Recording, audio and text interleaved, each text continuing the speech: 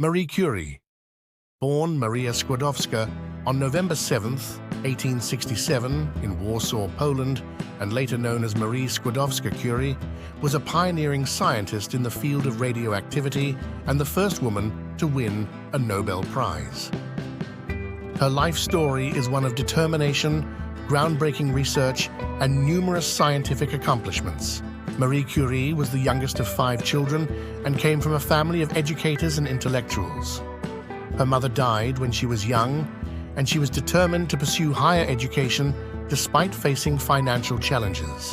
In 1891, Marie Curie moved to Paris to continue her education at the University of Paris, Sorbonne.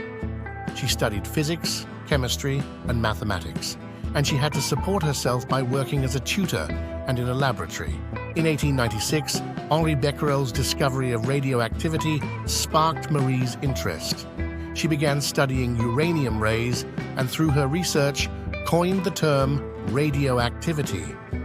In 1898, Marie and her husband, Pierre Curie, discovered 2 new radioactive elements: polonium, named after Marie's home country Poland, and radium.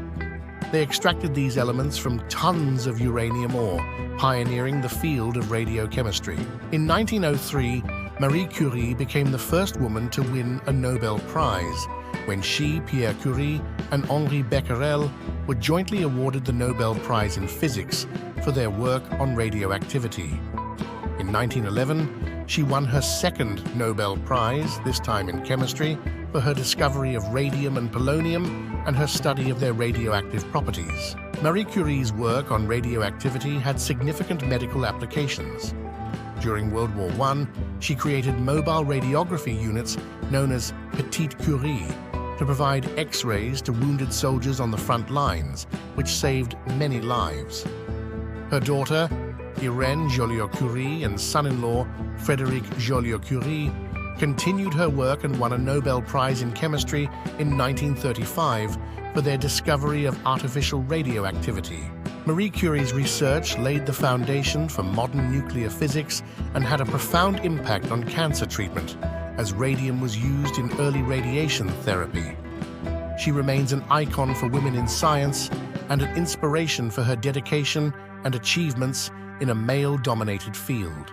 Unfortunately, Marie Curie's groundbreaking research also exposed her to high levels of ionizing radiation, and she died on July 4, 1934, from complications related to her exposure.